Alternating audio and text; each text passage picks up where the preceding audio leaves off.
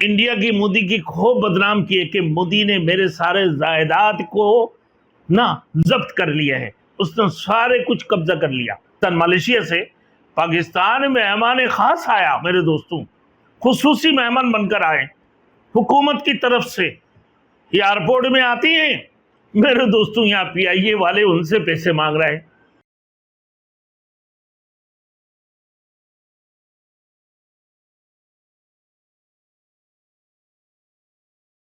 Thanks for watching. Don't forget to like, comment, share and subscribe to Maulana Habibullah Rouhani Official.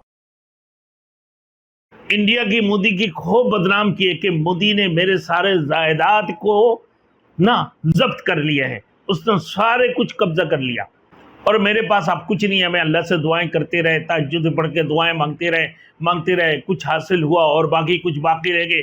अल्लाह मेरे को दुआ को कुछ कबूल फरमाया कि आधा तो मेरे हासिल हो गई।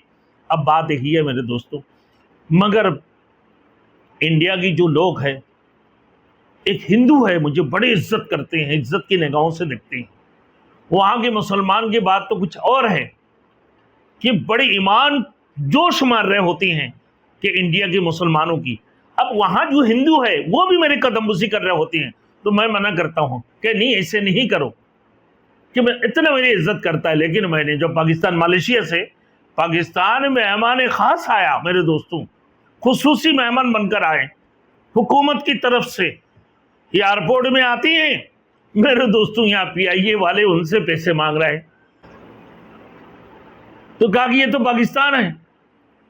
किसी ने सवाल किया कि भाई पाकिस्तान का मतलब क्या, ला इलाहा इल्लल्लाह। बोले नहीं, ला इलाहा इल्लल्लाह मतलब पाकिस्तान का ये मतलब नहीं है कि भाई पाकिस्तान इस्लाम के नाम से तो बनी है, मगर इस्लाम की यहाँ कुछ नहीं है।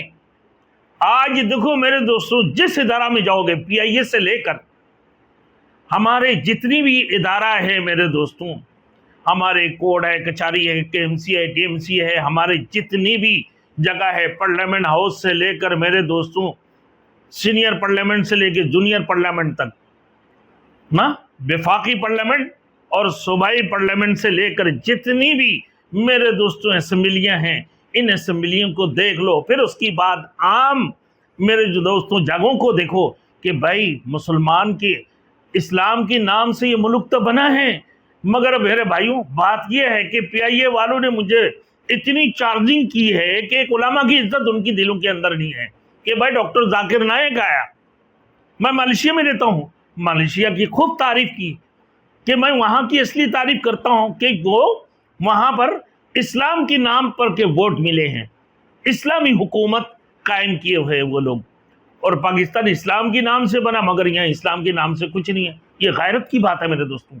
जितने लोग वहाँ सुन रहे थे, जितने लोग बड़े बड़े सियासतदान बैठे हुए थे, ये शर्म की बात थी, ये हया की बात थी, ये बड़े गैरत वाली बात थी कि भाई एक हिंदू मेरे कदम चूमते हैं ना, मेरे कदमबुसी करते हैं, हिंदू मुझे इज्जत करते हैं ना, कि कहीं अगर मुझे सीट नहीं मिल रहे होते हैं कि हिंदू मेरे बैग उठा के लेकर भाग रहे हैं कि नहीं आप बहुत अच्छे आदमी हो, बहुत ईमानदार आदमी हो, अब अल्लाह के रसूल की बात बयान करते हो, आप तो दीन की बातें करने वाले हो, दरवेश आदमी। भाई ये हिंदू लोग इज्जत करते हैं, वहाँ के मुसलमानों की ईमान की जज्बात तो कुछ और है, कुछ जोश मार रहे होते हैं। लेकिन पाकिस्तानी मुसलमानों को तो देख लो भाई, पीआईए वाले उनसे जेब खाली करने के पीछे लगे हुए हैं। तो ये तो पाकिस्तान है मेरे दोस्तों। किसी ने यह भी सवाल किया है कि भाई यहां तो इस्लामी हुकूमत कायम होना चाहिए था, और वो मुतालबा कर रहे हैं। एक हिंदू राजेश कुमार, डॉक्टर राजेश कुमार कहा कि जब इस्लामी हुकूमत कायम होंगे तो यकीनन हम भी महाफिज जो है ना, हमारे तहफ़्फ़ुज़ात दूर हो जाएंगे, तो हम भी यहाँ पर हिफाजत में रहेंगे।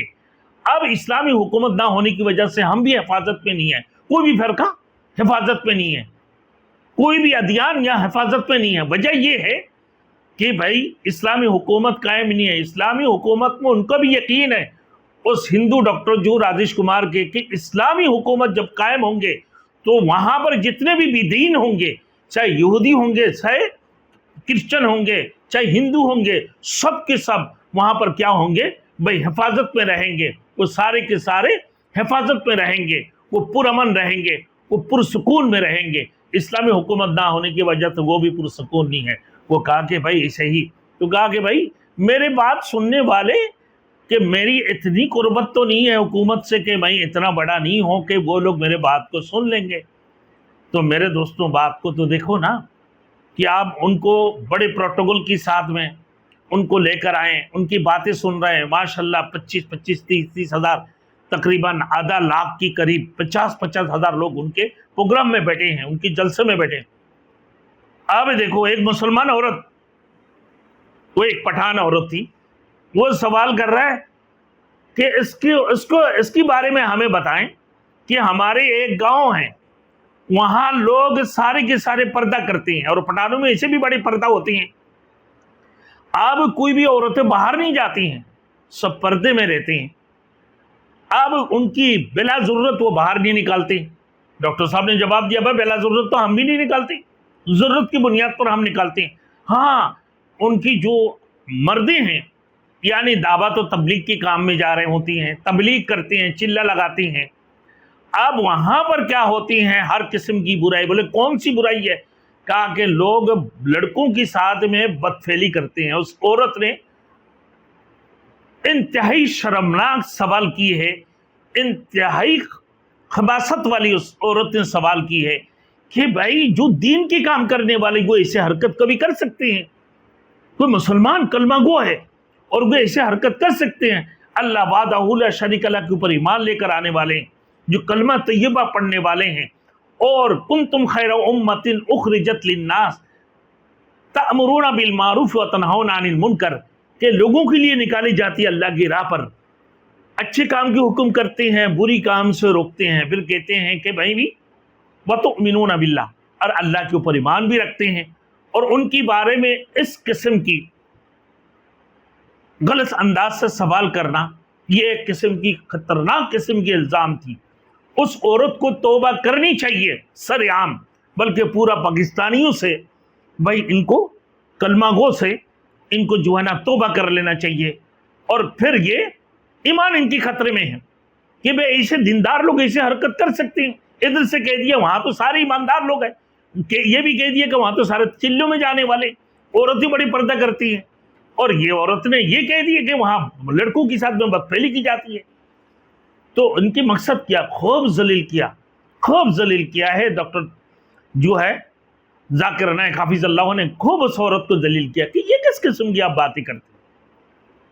تو میرے دوستوں باتیں اصل میں کیا ہے یار, سننے کا مقصد کیا ہو کہ عمل کرنا, کہ بھائی جو کلمہ گو ہے کہ وہاں پر قسم بقسم کی آپ سوالات ہو رہے اور لوگ ایسے سوال کر رہے ہیں.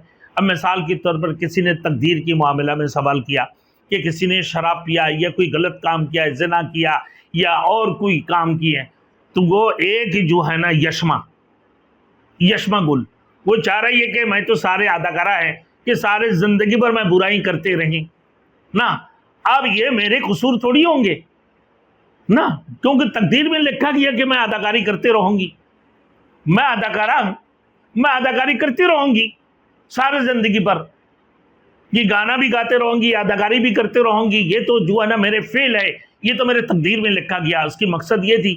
تو اگر میں نے اداکاری کرتے رہوں گی نا تو پھر تو یہ میرے قصور تو نہیں ہے نا, کیونکہ اللہ نے ہمارے تقدیر کے اوپر آمنت باللہ وملائکتہ وکتبہ ورسلہ والیوم الآخر والقدر خیرہ وشرہ من اللہ تعالی والقدر خیرہ, تقدیر کی بھلائی اور برائی کے اوپر ایمان لے کر آنا, تمام فرشتوں کے اوپر ایمان لے کر آنا, تمام آسمانی کتابوں کے اوپر ایمان لے کر آنا, اللہ اور اس کی رسول اور آسمانی کتابوں کے اوپر, تقدیر کی بھلائی اور برائی کے اوپر اور یوم الآخرت کے اوپر ایمان لے کر آنا, یہ ایمان کا حصہ ہے.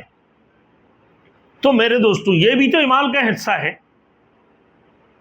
یہ بھی تو ایک ایمان کا حصہ ہے کہ بھائی اللہ رب العزت نے جو فرمایا والعصر ان الانسان لفی خسر, اللہ نے زمانہ کی عصر کی قسم کھا کے فرما رہا ہے یقیناً انسان خسارے میں ہے مگر وہ لوگ جو اللہ کے اوپر ایمان لے کر آیا اور پھر عمل صالحہ کیا.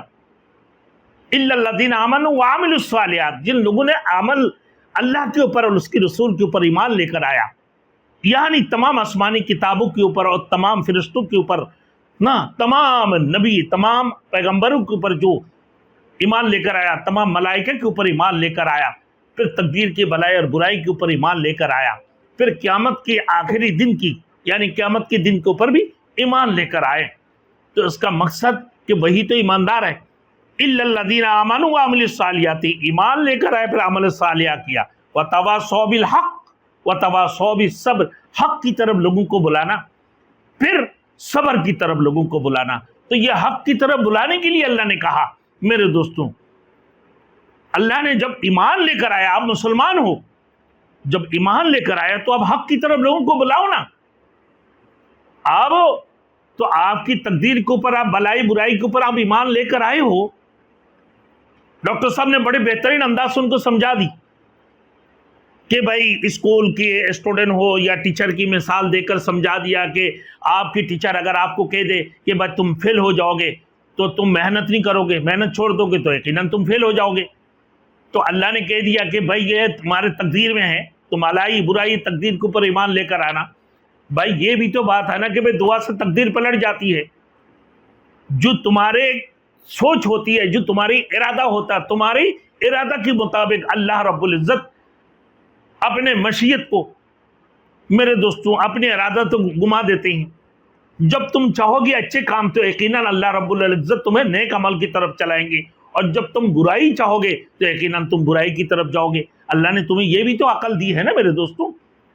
لَقَدْ زَرَعْنَا لِجَهَنَّمَ كَثِيرًا مِنَ الْجِنِّ وَالْإِنسِ لَهُمْ قُلُوبٌ لَا يَفْقَهُونَ بِهَا وَلَهُمْ أَعْيُنٌ لَا يُبْصِرُونَ بِهَا وَلَهُمْ آذَانٌ لَا يَسْمَعُونَ بِهَا أُولَٰئِكَ كَالْأَنْعَامِ بَلْ هُمْ أَضَلُّ أُولَٰئِكَ هُمُ الْغَافِلُونَ۔ اللہ نے ان لوگوں کے بارے میں فرما دی جن کو اللہ نے عقل عطا فرمایا، شعور عطا فرمایا، سمجھ عطا فرمایا، دو آنکھیں عطا فرمایا، دو کان عطا فرمایا۔ میرے دوستوں پھر اللہ رب العزت نے لَهُمْ قُلُوبٌ لَا يَفْقَهُونَ بِهَا وَلَهُمْ أَعْيُنٌ لَا يُبْصِرُونَ بِهَا وَلَهُمْ آذَانٌ لَا يَسْمَعُونَ بِهَا، عقل دی ہے، دو آنکھیں دی ہے، دو کان دی ہے۔ پھر اللہ وحدہ لا شریک له کے اوپر یقین نہیں کرتے ہو کہ بھئی تم جو ارادہ کرتے ہو تمہارے ارادہ کے مطابق اللہ رب العزت تمہیں چلاتے ہیں۔ تم اگر اچھا سوچو گے تو اللہ رب العزت اللہ تمہارے سوچ کو بدل دیں گے۔ تم اگر اللہ سے دعائیں مانگو گے تو یقیناً تمہیں اللہ رب العزت تمہارے تقدیر کو اللہ رب العزت پلٹ دیں گے۔ تم سارے زندگی بھر گناہ کرتے رہے ہو، اور گناہ کرنے کے بعد پھر اگر تم یہ نیک ارادہ کرو گے کہ میں اب گناہ نہیں کروں گا، اللہ کی طرف متوجہ ہو جاؤں گا اور یقیناً جنت والی کام کروں گا، یقیناً آخرت والی کام کروں گا، کیونکہ یہ دنیا تو الدنیا مزرع الآخرہ، یہ دنیا کھیتی ہے۔ کیا ہے؟ دن آخرت کی کھیتی ہے، اور یہ آخرت کی کھیتی ہے دنیا۔ تو میں اس دنیا کے اندر رہ کر آخرت کی کمائی کماتے رہوں گا تو یقیناً تم صحیح راستے کی طرف جاؤ گے۔ یہ تقدیر کی کہ بھائی دعا سے تقدیر پلٹ جاتی ہے۔ اور جب تم ارادہ کرو گے کہ ڈاکٹر صاحب نے سمجھا دی ہے، ڈاکٹر ذاکر نائک نے حافظ اللہ تعالیٰ کہ بھائی تم ٹیچر کی مطابق کہ تمہارے ٹیچر کہہ دیا ہے کہ بھائی تم یہ کرو فیل ہو جاؤ گے، نہیں کرو گے پاس، کرو گے تو پاس ہو جاؤ گے، نہیں کرو گے تو فیل ہو جاؤ گے۔ تو ٹیچر نے کہہ دیا کہ بھائی تم تو نکما ہے، نہیں پڑھنا، نہیں پڑھو گے تو فیل ہو جانا ہے، یقین ہے نا۔